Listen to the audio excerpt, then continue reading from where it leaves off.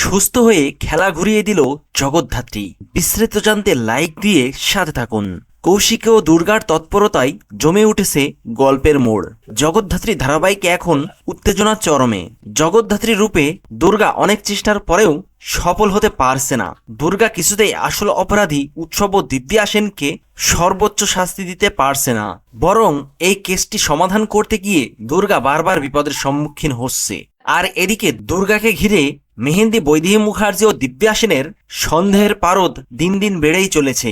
আর এই সন্দেহের বশেই তারা বারবার দুর্গার ওপরে চড়াও হচ্ছে। দুর্গাকে জগদ্ধাত্রী ভেবে তারা বারবার দুর্গাকে মেরে ফেলার চেষ্টা করছে।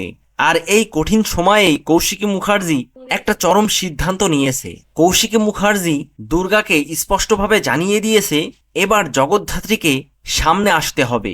জগদ্ধাত্রীকে ওর নিজের সেন্সে ফিরে আসতেই হবে, ওকে রেসপন্স করতেই হবে, না হলে এই খেলাটাই আমরা কোনোভাবেই জিততে পারবো না।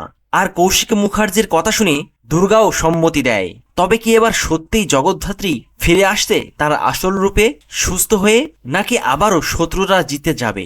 আর দুর্গা ও কৌশিকী মুখার্জি এবার কি পরিকল্পনা করছে? কিভাবে তারা জগদ্ধাত্রীকে সুস্থ করবে? কিভাবে তারা জগদ্ধাত্রীকে সুস্থ করে সকলের সামনে এনে পুরো খেলাটা ঘুরিয়ে দেবে?